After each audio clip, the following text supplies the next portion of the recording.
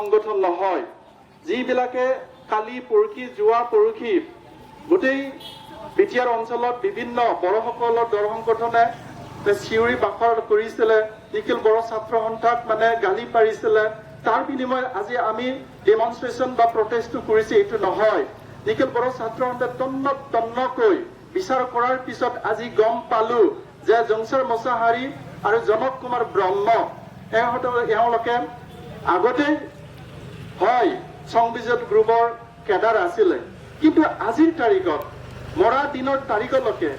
সাধাৰণ এটা বিজনেছ কৰি এওঁলোকে নিজৰ ঘৰখনত চলাই আছিলে কিন্তু এওঁলোকৰ বাইক এক্সিডেণ্ট হোৱাৰ পিছত হস্পিটেলৰ পৰা লৈ গৈ ঘৰৰ মানুহক মানে থানাত মানে এনেকৈ আলোচনা কৰি দিয়াৰ পিছত কালিয়ে এৰি দিব কোৱাৰ পিছতেই নেক্সট দিনত ৰাতিপুৱা এওঁলোকৰ ডেড বডি কেনেকৈ পাই গ'ল এইটো আচৰিত এটা কথা হৈ গ'ল এতিয়া আমি নিন্দনা কৰিছে কোকৰাঝাৰ পুলিচৰ অধ্যক্ষক যেহেতুকে এওঁলোকে জানিব লাগিছিলে যে এওঁলোকৰ জনক কুমাৰ জেংচাৰ মোছাহাৰী জনক কুমাৰ ব্ৰহ্ম এওঁলোকে যেহেতুকে NDAP এছৰ হৈ আজিৰ তাৰিখলৈকে এওঁলোকৰ ভেৰিফিকেশ্যনে চলি আছিলে নিৰহ মানুহ হিচাপে আইডেণ্টিফাই কৰা হৈয়ে গৈছে কিন্তু সেই সময়ত সঁচা সঁচিকে এওঁলোকে ULB সদস্য হয় নে নহয় এওঁলোকে ভালকৈ গাঁৱৰ মানুহক লৈ গৈ বা ঘৰৰ মানুহক লৈ গৈ সোধপোছ কৰি একো যেহেতুকে আদালত আছে আদালতত পঠিয়াই বা জেললৈ পঠিওৱাৰ পিছত এওঁলোকে যিখিনি আইনী ব্যৱস্থা কৰিব লাগিছিলে সেইটো নকৰি এওঁলোকে ফেক এনকাউণ্টাৰ আজি কৰিলে ইয়াৰ কাৰণে নিখিল বড়ো ছাত্ৰ সন্থাই আজি আমি নিন্দনীয় কৰিছে মানে আগন্তুক দিনত যেহেতুকে আমাৰ বড়োসকলৰ ল'ৰা ছোৱালীক যদি ULB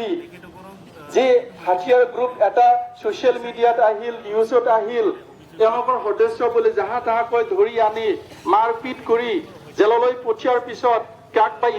ইনকাউণ্টাৰ যাহাতে নকৰে নিখিল বড়ো ছাত্ৰ সন্থাৰ তৰফৰ আমি সকীনিও দিছে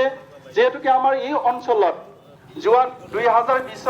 27 এটা পিচ একৰ্ড বুলি নৰেন্দ্ৰ মোদী মাননীয় প্ৰধানমন্ত্ৰী তেখেতে কোকৰাঝাৰত আহি এনাউন্সমেন্ট দি গৈছিলে তাৰে পিছত বহুখিনি আমাৰ এই অঞ্চলত এটা পিচ বা শান্তি পৰিৱেশ শান্তি বিৰাজমানৰ কাৰণে নিখিল বড়ো ছাত্ৰ সন্থাই কাম কৰি আছিলে আৰু এই বৰ্তমানৰ বিটিআৰৰ যি চৰকাৰ তেওঁলোকে শান্তিৰ কাৰণে শান্তিৰ ব্যৱস্থাখিনি কেনেকৈ আনিব পৰা যায় এইবিলাক কাম চলাই আছে কিন্তু আজি দেখিবলৈ পালো যেহেতুকে আমাৰ বিটিআৰ অঞ্চলত হোম এটা পাৱাৰ হোম এটা ডিপাৰ্টমেণ্ট আমাৰ হাতত নাই এই সুযোগ লৈ আমাৰ মানে পুলিচ প্ৰশাসনে এনেকৈ এটা মিডিয়াত অহাৰ লগে লগে গোটেই বড়োসকলৰ বড়ো যুৱক যুৱতীসকলে যেহেতুকে ULB সদস্য হিচাপে বা ULB আকৌ এটা মন ঢাপিলিছে এইটো কেনেকৈ গম পালে আমি নিখিল বড়ো ছাত্ৰ সন্থাই ইয়াৰ কাৰণে কুৱেশ্যন কৰিছো আগন্তুক দিনত যেহেতুকে আমাৰ এই অঞ্চলত শান্তি এটা পৰিৱেশ যেহেতুকে লাগে তেতিয়াহ'লে পুলিচ প্ৰশাসনৰ তৰফৰ পৰা ভালকৈ চিন্তা চৰ্চা কৰি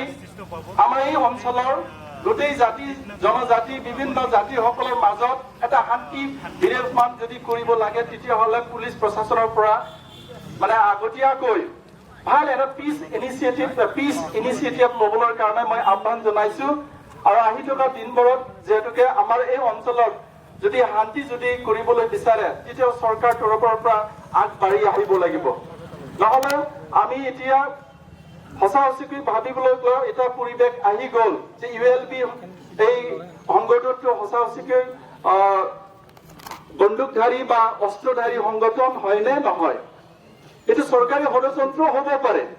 তেওঁলোকে মুখো দেখুওৱা নাই হাতিয়াৰ ওলোৱা নাই ড্ৰেছ এটা পুলিচৰ ড্ৰেছ লগাই আৰ্মি ড্ৰেছ লগাই মিডিয়াত বাইট দিয়াৰ পিছত লগে লগে বড়ো যুৱক যুৱতীসকলক এটা ছাছপেক্ট কৰি আকৌ বড়োসকলক জুৰুলা কৰা এটা এইটো ষড়যন্ত্ৰ হ'ব পাৰে ইয়াৰ কাৰণে মই আশা ৰাখিছো নিখিল বড়ো ছাত্ৰ সন্থাৰ তৰফৰ পৰা আগন্তুক দিনত আমি ওদালগুৰি জিলা হিচাপে যেহেতুকে এতিয়া ভালকৈ এটা পিচ এটা পৰিৱেশত আছে এই পিচ এটা পৰিৱেশক আকৌ আগন্তুক দিনত যদি ৰাখিবলৈ লাগে তেতিয়াহ'লে জিলা প্ৰশাসন পুলিচ প্ৰশাসন আমাৰ বিভিন্ন জাতি জনজাতি বিভিন্ন কমিউনিটিজ লিডাৰ বা অৰ্গেনাইজেশ্যনসকলক বহি কেনেকৈ আমাৰ পৰিৱেশটো ভাল কৰিব পৰা যায় তাৰ ইনিচিয়েটিভ ল'বৰ কাৰণে অনুৰোধ কৰিলোঁ। আৰু আজি ছচিয়েল মিডিয়াত বহুখিনি নিখিল বড়ো ছাত্ৰ সন্থাক বেয়াকৈ গালি পাৰিছে। বড়োসকলৰ মানুহবিলাকে গালি পাৰিছে। এই গালি পাৰা ল'ৰাসকলে যুৱতীসকলে আজি এনেকুৱা ধৰণৰ কিয় নাহিল? তেওঁলোকে ঘৰত বহি মানে যিবিলাকে উচুতনিমূলক মন্তব্য দিছে, এই মন্তব্য দিয়া মানুহবিলাকক আমাৰ পুলিচ প্ৰশাসনে চাব লাগে। আমি নিখিল বড়ো ছাত্ৰ সন্থাৰ তৰফৰ পৰা আহ্বান জনাইছো। আজি 2 ঘণ্টীয়া প্ৰটেষ্ট ডেমনষ্ট্ৰেশ্যনৰ মাজেদি আমি নিখিল বড়ো ছাত্ৰ সন্থাৰ তৰফৰ পৰা অসমৰ মাননীয় মুখ্যমন্ত্ৰী ডক্টৰ হিমন্ত বিশ্ব শৰ্মাক 4 দফীয়া এটা মেমৰেণ্ডাম আমি সাবমিট কৰিবলৈ গৈ আছো। তাত মানে আমি নিখিল বড়ো ছাত্ৰ সন্থাৰ তৰফৰ পৰা জংচাৰ মোচাহাৰী আৰু জনক কুমাৰ ব্ৰহ্ম এখেতৰ পৰিয়ালক সুবিচাৰ দিবৰ কাৰণে আমাৰ হাইকোৰ্টৰ ৰিটায়াৰ্ড জাজ কমিটি এটা গঠন কৰি দিয়াৰ পিছত এইটো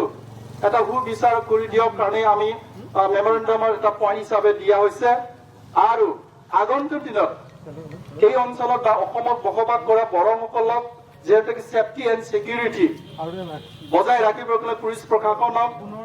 আহ্বান জনোৱাৰ এটা পইণ্ট এটা ইয়াত গাঁঠি দিয়া হৈছে। ইয়াৰ কাৰণে মই ভাল দীঘলীয়া ক'ব নিবিচাৰো, যিহেতুকে ইয়াত আমাৰ ওদালগুৰিৰ বিভিন্ন দল সংগঠনৰ নেতাসকলে ইয়াত আমাক ছাপোৰ্ট কৰিছে। ইয়াৰ কাৰণে আপোনালোকক মই নিখিল বড়ো ছাত্ৰ সন্থাৰ তৰফৰ পৰা বহুত ধন্যবাদ যাচিছো। লগতে